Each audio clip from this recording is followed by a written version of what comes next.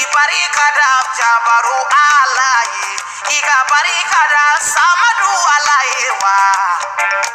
Before you send a yoromina, ikalila kibise no yorodeda.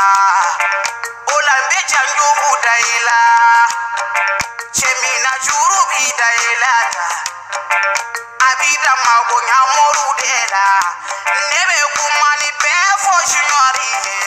Kurane doni odoni bi befola, hadisa doni odoni bi befola, hikuma doni odoni bi befola, balaga doni odoni bi nangamana, befoye nangamani duwajabi. Befo fitini yo,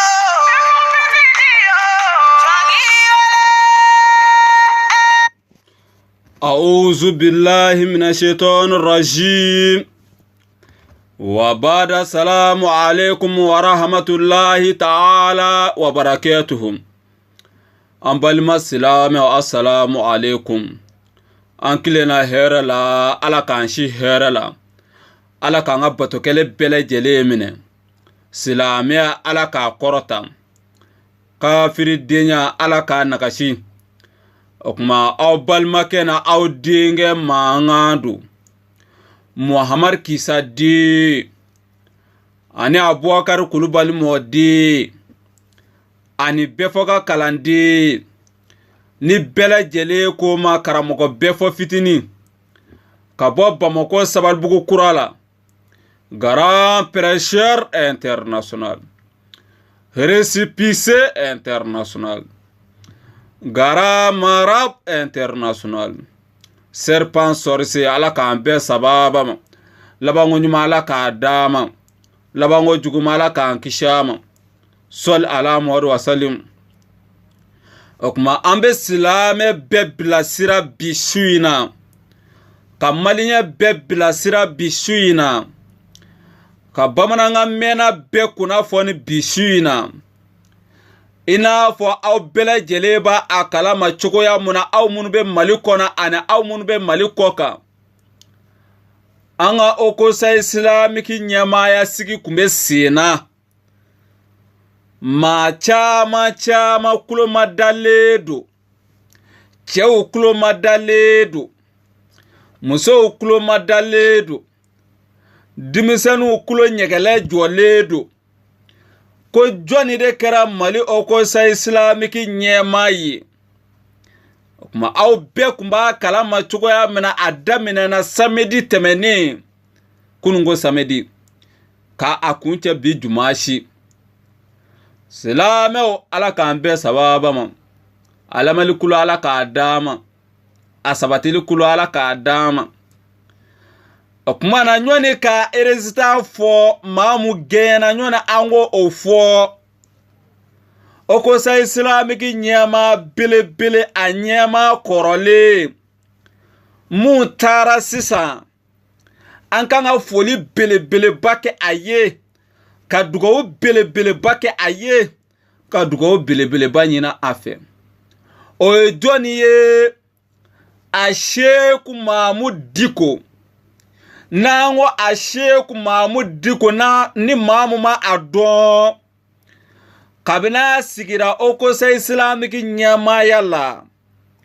ale de kera sababu yene okosa islamiki dona mali kono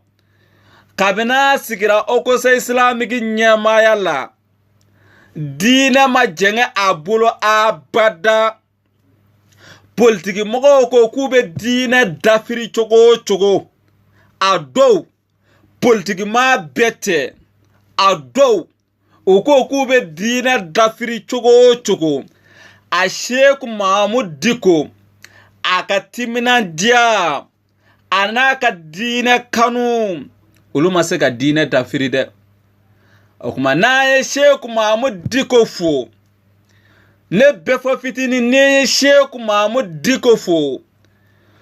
antiseka ta abada antiseka temeni kuma ye abada fanga shirifu ka shirifu fo ashrafa u no ignoran buye haidara ye shirifu yɛrɛ shirifu jɛma maa fila ma ɲɔgɔn sɔsɔ maa mu ka shirifuya nɔfɛ ɲɔrɔnbu ye Haidara shirifu dugawuden shirifu ala dɔnna shirifu kira dɔnna ɲɔrɔnbu ye Haidara an bɛ dugawu belebeleba kɛ a ye ka dugawu belebeleba ɲini a fɛ ni shirifu mun bɔra tele la bɛɛ b'a dɔn k'a fɔ ko maa barikama dɔ bɔra tele la n ko mi ɲɔrɔnbu ye de ma ɲɔrɔnbu ye mun ka bɔli ma ca tele la ɲɔtɛ jamana laban in na dɔw kɛma ka wali jamu singa k'a da u yɛrɛ la k'u ye Haidara ye diɲɛ don o don u juguna yangalen don tele la ka tele lajɛ yani diɲɛ don o don u juguna yangani don tele la ka tele lajɛ u ma da o ma diɲɛ don o don bɛ ka bɔ tele la i b'a fɔ k'u faralen don jamana journalisiw kan ka tɛ e kɛ diɲɛ don o don e de kunkolonin bɛ tele la ni kunkolonin ma jira i bɔbara bɛ jira ni bɔbara ma jira i sen bɛ jira mun karamɔgɔ modeli ye a kuma ye journaliste de ya tɛmɛ ka don so kɔnɔ karamɔgɔ dɔɔnin don ni so kɔnɔna de nka ka taa kɛ waati bɛɛ juguna yangalen don fan dɔ fɛ e de bɛ ka bɔ tele la sanga ni waati bɛɛ labanko ɲuman Ala k'a d'an ma labanko juguman Ala k'an kisi a ma sɔli ala Muhamadu salim o kuma ɲɔrɔnbu ye Haidara mun ka shirifuya ma kɛ o ye an bɛ dugawu belebeleba kɛ a ye k'a ye cɛsiri mun kɛ diinɛ na ani a Sheikh Mahamud Dicko ani silamɛ ɲuman minnu farala a kan ani silamɛ ɲuman minnu farala Mahamud Dicko kan ani ɲɔrɔnbu ye kan ka fara ne bɛɛ fɔ fitini fɛnɛ kan an bɛ dugawu belebeleba kɛ bɛɛ ye ko si kuntalajan ni kɛnɛ a labanko ɲuman Ala k'a d'an n'u ma u ye diinɛ dɛmɛ Ala ka an n'u dɛmɛ Ala ka an n'u wasa sɔli ala Muhamadu salim o kuma o kɔsa islamiki maa mu kɛra a ɲɛma belebele bi a ɲɛmaya tara k'a di maa mu ma bi hali n'a y'a sɔrɔ o kɔsa islamiki tɛ yen sabu a Sheikh Mahamud Dicko wulilen maa mu sigira a pilasi la a kalan ta a la a kodɔn ta a la a faamuyali ta a la o kuma n'o sigira ni maa dɔ sigira dɔnnibaa pilasi la e dun tɛ dɔnnibaa ye a kalan t'i la a kodɔn t'i la a faamuya t'i la an b'a fɔ ko o pilasi tɛ o kuma an bɛ don min na i n'a fɔ bi a Sheikh Mahamud Dicko a pilasi langoloyara bi maa tɛ yen maa min bɛ sigi a pilasi la kulusi min bɛ Mahamud Dicko la maa ma sɔrɔ maa min bɛ se ka o kulusi don sabu maa min sigira a pilasi la o tɛ kulusi tigi ye o ye siliputigi de musow bɛ pendeli mun don o y'o tigi de ye hali taafe tɛ sabu taafe fɛnɛ garati dɔ b'o o la maa min sigira a Sheikh Mahamud Dicko pilasi la a Sheikh Mahamud Dicko ye kulusi tigi de ye o dun ye pendoli tigi de ye o kuma o b'a jira ko pilasi a tɛ yen an bɛ don min na i b'a fɔ bi Mali okosa islamiki a fatura ni mu kun b'a ala o ni wulila ka bɔ yen ni tɛ ala bi ni tɛ ala sini sabu an ɲɛti Mahamud Dicko an ɲɛta a pilasi ta b'a la fɔlɔ fo n'a nana kɔfɛ an bɛ don min na i b'a fɔ bi a tɛ o kuma o farala ɲɔgɔn kan ni ka cɛkɔrɔba nanfigi dɔ de sigi okosa islamiki ɲɛmaaya la n'an ko cɛkɔrɔba nanfigi ni maa min ma a dɔn galo maloya tɛ cɛkɔrɔba mun na o y'o de sigi okosa islamiki ɲɛmaaya la n'an ko cɛkɔrɔba nanfigi ni maa min ma a dɔn kuma fila fɔ maloya tɛ cɛkɔrɔba mun na o y'o de sigi okosa islamiki ɲɛmaaya la n'an ko cɛkɔrɔba nanfigi ni maa min ma a dɔn cɛkɔrɔba mun ko k'ale ta a place falen foyi ye mais Ala ma fara ala abada fo Ala y'a a duguna sigi o place kɔnɔ ne bɛɛ fɔ fitini bɛ Ala fo ka Ala wale ɲuman dɔ bi ni ɲɛngo diɲɛ ye maa bila ka mɔgɔw ka fɛn kɔniya dusukun na k'a sɔrɔ e bɛ k'a tigi sabute a ma kɛ Ala kama a ma kɛ kira kama a kɛra i yɛrɛ pɔɔsi kɔnɔna de kama a kɛra jɔyɔrɔ ko kɛlɛ de kama e ko o place man di e ye ne Ala m'i fa ne Ala y'i sigi o place la i bɛ maloya dɛ n'Ala y'i ju sigi o place kɔnɔ i bɛ maloya dɛ kuma maloya bɛ maa mun na o tigi tɛ sɔn ka kuma fila fɔ a dabara la ka kuma fɔ i dabara la n tɛ nin fɛ ka tila ka segin ka kɛ o fɛ Maliyɛn bɛɛ bɔra i ka nkalon kalama Maliyɛn bɛɛ bɔra i ka kuma fɔ kalama i ka kuma fila fɔ kalama nkalon kan silamɛw ni wasara seere dɛ o kuma an ka cɛkɔrɔba ka kuma lamɛn ne Ala sɔnna a ma insha Allahu an bɛ tila ka silamɛ bɛɛ lajɛlen kunnafoni kelen kelen sabu ne bɛɛ fɔ fitini tɛ sera ne jate tigɛ moi je dis la vérité moi je m'en fous parce que je ne marche pas chez quelqu'un ne ore fɔ ngo ne bɛɛ fɔ fitini fatura jamana in ka k'a sɔrɔ diinɛ kɛlɛ ma kɛ a ti kɛ bilen ne ore fɔ nga diɲɛ kasati bɛɛ lajɛlen na ngo Mali kɔnɔ ni karamɔgɔ min b'i pɛrɛn i pɛrɛn dɛ sabu jamana in kɔnɔ ka a fɔ an bɛ fatu k'a sɔrɔ diinɛ kɛlɛ ma kɛ ne bɛɛ fɔ fitini ma sigi a kan ne kɔni pɛrɛnnen don ne ka kalandenw pɛrɛnnen don ni diinɛ kɛlɛ wulilen don an pɛrɛnnen don ni karamɔgɔ min b'i labɛn i k'i labɛn n'i ti i labɛn i labɛn sabu n'a wulila don o don n'a y'a sɔrɔ e ma labɛn i seere i yɛrɛ ye dɛ o tuma an ka karamɔgɔkɛ lamɛn an ka sɔrɔ ka tɛmɛ ni kuma tɔ ye an taara sɔrɔsiw nɔ taru bɛtigi min b'an fɛ k'a fɔ olu ko bɔn olu yɛrɛ kamana kɔnɔ olu t'a dɔn maa bɛ yen wa bi yan an bɛ siran min ye e y'u ye fitinɛ wuli u bɛna fitinɛ wuli Hayidara bɛ conseil président na o conseil président ne bɛ o conseil président ye ɲini ka mun k'a la o conseil ye faamaw ka to sigi ne donna bilahi hali n'a kalama u nana n wele n ka soden ko don na ne mun b'o ɲɛmaaya la Ala ye ne bila yɔrɔ min na ne t'o falen labango ɲuman Ala k'a d'a ma labango juguman Ala k'an kisi a ma sol ala Muhamadu wasalim aw yɛrɛ bɔra ka cɛkɔrɔba ka kuma lamɛn a ye kumakan mun fɔ sisan a ye nkalon mun fɔ sisan na Ala ye nkalon in jɔ a la aw bɛɛ lajɛlen bɔra a kalama dɛ mais cɛkɔrɔba in ka nkalontigɛ anw b'a kalama kabini bi tɛ an y'a déclaré mɔgɔw y'a yira k'a fɔ ko an ta a fɛ ko an b'a ɲɛngoya la mun b'an bila a contre la fɛn jumɛn de b'a a bolo n'o ta an bolo an bɛ nata a la mun na a t'an ka daga nimoro dɔn an t'a ka daga nimoro dɔn a ta an balo an ta a balo an tɛ carte kelen na mun b'an bila a contre la o mana a ko k'ale tɛ Haut Islamique ɲɛmaaya fɛ mais Ala ma fara la Ala nana juguna sigi a kan o kuma ne Ala ye o malo se a ma anw bɛ dugawu dɔ de kɛ an ka diɲɛ kasati bɛɛ lajɛlen na ngo maa baya kɔfɛ dɔgɔyali ma Ala k'an kisi a ma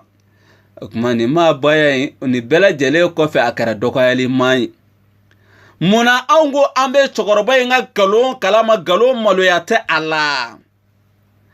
sabu a nana ni baya layidu wɔɔrɔ mun ye anw ko o ye nkalon ye o tɛ silamɛya donkan ye anw ko o ye nkalon ye o tɛ silamɛya donkan ye an y'o fɔ diɲɛ kasati bɛɛ lajɛlen na silamɛya donkan o ye kalimatu shahada de ye ashhadu an la ilaha illallahu wa anna muhammadar rasulullah sallallahu alaihi wasallam ni re silamɛya donkan ye nten den faga o be ne kono nten nambara ken se goro ta ken bolo koro karamogo ke bi ka ku koro be ne kono o kuma ni mamu ko baya islamiya donganyi amba donga fo ete dine kalama amba donga fo ebi kanani ko were de dine kono ki ka dumini ke sara nyini na ayi nyoto ote islamiya donganyi sabu shirifu kuntigi be nyoro no buye haidara ye buye ko islamiya donganyi ashhadu an la ilaha illallah wa anna muhammadar rasulullah sallallahu alaihi wasallam okmana anyo lame anya nyine kalike fam bela jele fe ka maka almami nyine ka madina almami nyine ka o beko ko kira fatule ko ni nunu te ko mama delika nani niye okuma akoko silame donga e baya laidu woroi anyo jira mogola ko jira maliya bela o ye galon dene ne befo fitinu o fonda chamantela pamparapa mali kona ani mali koka bayate silamiya dongaye do ba fo kambi ka chokoroba shijaw dogoya ko an fa filawn do kamuku dogoya ne ko hal ni shijabi bo chokoroba mu bola i bo ketola shijabi bo i bola de ni alaka dide ni alla noko ambi alaka sharia ambo yirila ni asirata odo ni ma asirata lahara jodo ibe bomu ka janame kono anni iti je ola okuma nana ma bunya sirafe ani ladomu sirafe na ye tokorba shijo ambu bunya oye ma bunya sirani ladomu sirai menana na do dine kono hal ni ye tokorba shije i korola fu iketola ka boke shije bi boy bola anti bunya fiu alor kenibi ka dine chie meni dine koni kle amse ki toyino ki ibonya o yanga baradi meni ma dine kle kibe dine karkari kwangi toy ki ye chogorobai okmana ne koroledo kateme ala kanwa anya yira ka fo chogorobai amogo be na fulo de la amogo be apochi konana de la amogo te dine na billahi la ilaha illa huwa jamana labayina adama de be mako sarani na folo kile kono ma hakam bene befo fitini wele mali kona ani mali koka kerengarele ala koka mogo ulude taga jugu katema beka karamogo befo fitini amago be na folo barala na folo bara fen flaw bene wele ode la kachaya kile mumebe nebsega appel do sora kile kono wati do la kachana appel biduri abeko na folo bara muso bara na folo bara muso bara na folo bara ngo jamana mbika tata chogo muna na alama fara malika alaba ketola do muso de jamana ide ma siti dora fo na folo bara muso bara sabu chokoroba ode wari nyini chogo ijira ola ku nyina jiyen ko selama imana wari soro chogo imana jiyen muso daga bana soro chogo illa baye kaburu yin ya rabbi ya ma tubi nyumambe ala bolo ala ka dani silame nyumon bela jelema okuma nyoni ka antemeni okosa islamiki sigili kuma toy sungalo kalo bele bikana no le 19 2019 sungalo abe sensela kana okuma ankele du ka shuntiga organize silame nyumon bela jeleye ka damina sungalo kile folo fuka tabla alabana silame nyuma fe be no ni be bako fela la sabalbugu kura ni sera sabalbugu kura la insha Allah ni shuntigati ibolo ika demba yala wala mi be bamako ya gelere keme ki isoro e ba fe ka shume shuntigati e bolo na ala sona ma angama ka suntike bele organize jinya dongo dum ka damna sungolo kile folo folaba halni mamu ko jinya dongo do kibni suntika amfe bashita ala meni sungolo bana ambe siradi bema ante ma dumini blo ko fede aha dabora suntike de kama sabu alhamdulillah rabbil alamina nango kamina be mara an fe Bamako ya antiso jama koro antise mungoro anto fawo na ambisu okoro kuma na shuntige adabole do shuntige de kama kuma munu be no nu ba fe ku shuntige organiser ledu sugurdun wati fene ni suguri setiye ni seraki kunda anga yoroka insha Allahu ibe suguri fene du foki konofa kuma shuntiga organiser ledu silame nyuma bele jele munu fene ba fe ka deme ka shuntiga ko kono nana o mana anga shuntiga ko kibaru menu fene ba fe ka nanuka ubolo la fein pour que silame nyuma ku shuntiga ubolo la feuna u fene bisimila o bise ka nwela anga telephone numéro la no 00223 71 94 79 29 71 94 79 29 nyingal nyuma jabi nyuma ni mame nyingal jugu ke jabi jugu bi soro fi sigoro la sabu moi je dis la vérité, moi je m'en fous parce que je ne marche pas chez quelqu'un, je mange moi-même. Okuma suntige organiser le do beye ani sugurdun wati noye mamu soro anga quartier la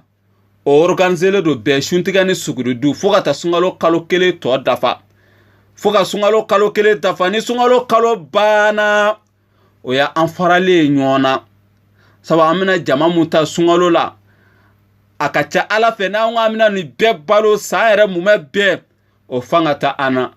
na ala sonama insha Allah nukunye kuna fone ko da akuloka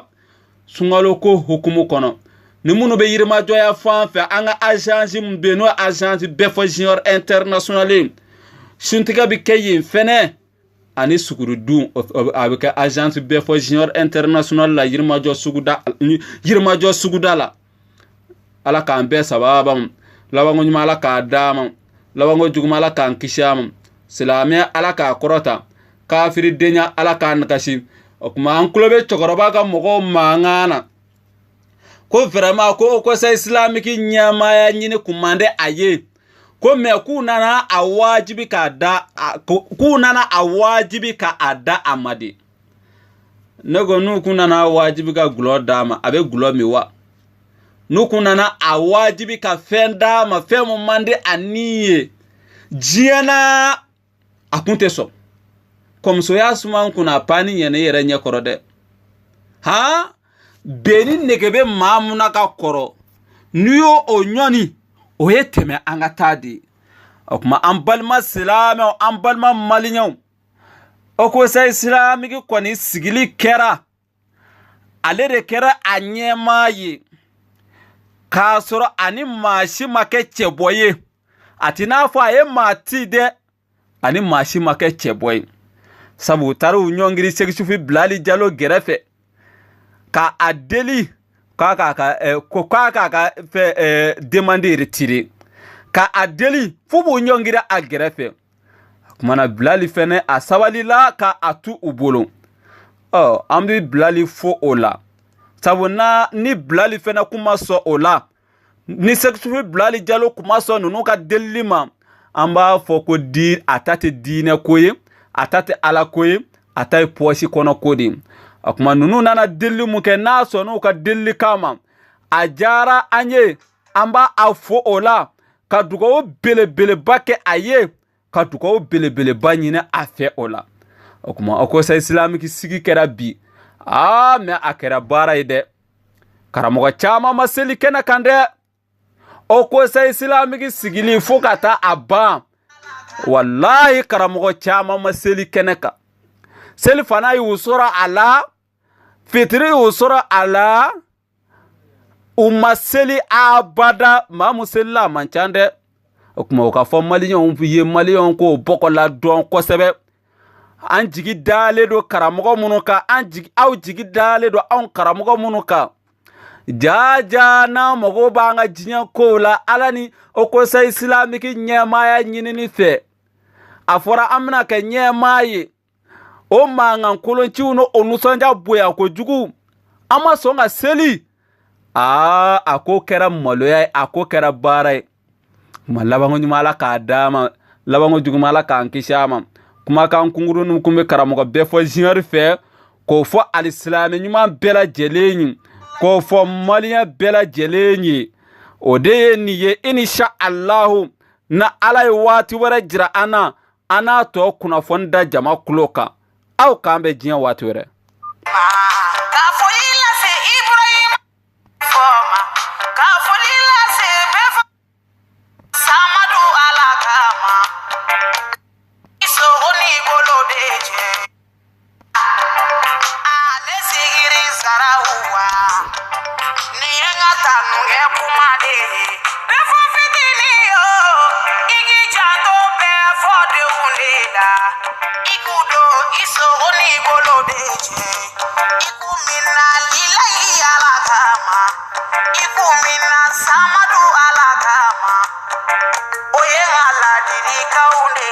Janjo diarila